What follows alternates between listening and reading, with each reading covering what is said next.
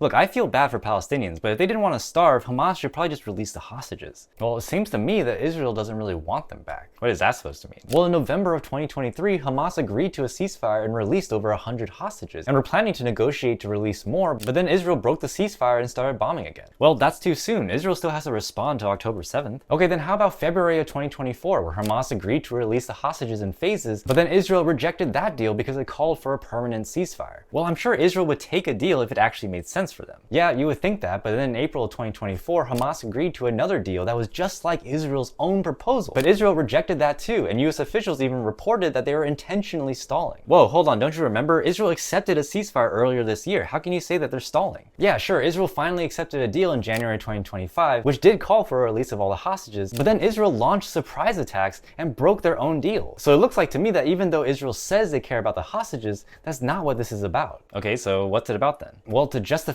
genocide and to stay in power. It's obvious to everyone, even the families of the hostages themselves, that Israel is just using the hostages as a political tool to extend the war, whether or not that means the rest of the hostages die. So you're telling me that as long as hostages exist inside Gaza, Israel can justify even more violence and destruction, and they're actually incentivized not to bring their hostages back, because then that would mean Netanyahu would lose power. Exactly. The truth is, release the hostages is not a good faith argument. It's a classic Israeli talking point that's meant to shift the blame to Palestinians and ignore the fact that Israel has had plenty of chances to get their hostages back without committing genocide. If you want to actually help Palestinians, we have to push against these harmful narratives and listen to Palestinians themselves. And if you want more ways to support Palestine, you can check out my Palestine support master list, which has a bunch of different ways, large and small, that you can support a free Palestine. And you can get access to that along with a bunch of other resources over at theconsciouscitizens.org.